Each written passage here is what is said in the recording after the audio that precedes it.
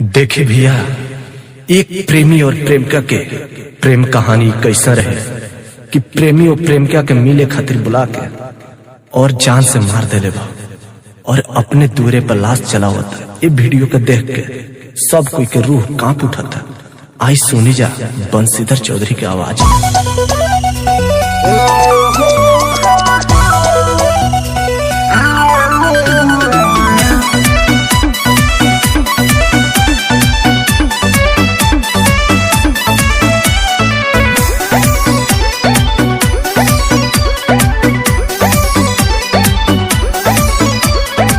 मिले खाती हमारा से कोई न रही जीत के, तोरा से न रहा हूँ ऐसन उम्मीद के।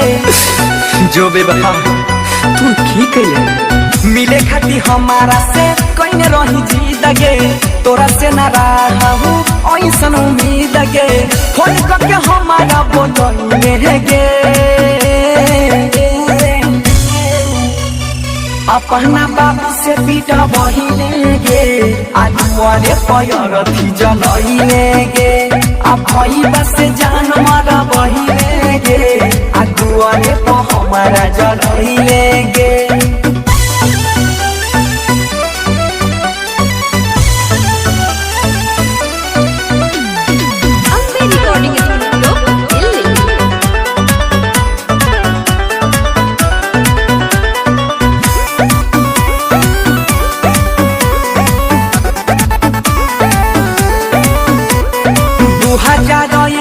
में बनल इतिहास गे, प्रेमिका के दुआरा पैरहबा के लाश गे। 2021 में बनल इतिहास गे, प्रेमिका के दुआरा पैरहबा के लाश गे। कवन बदला चुकइले गे,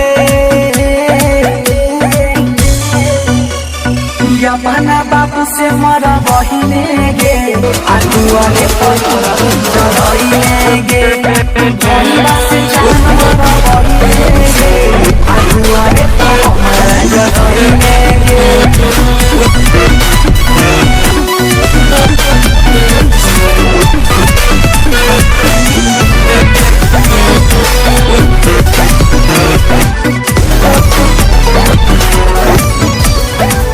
कहने छे मैया हमर बाबू भाई इधर, ब्रिजेश बिहारी रोए गावे बनसीधर। जा बेवफा, तू हमार दुनिया छीन के खुश रह।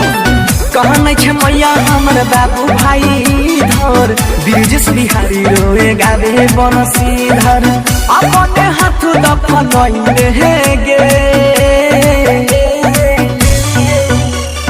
बाबू से हमरा मारा बहिने गे, आजुआरे पैरथी जलइले गे। भईबा से जान मारा बहिने गे, आजुआरे प हमारा जलइले गे।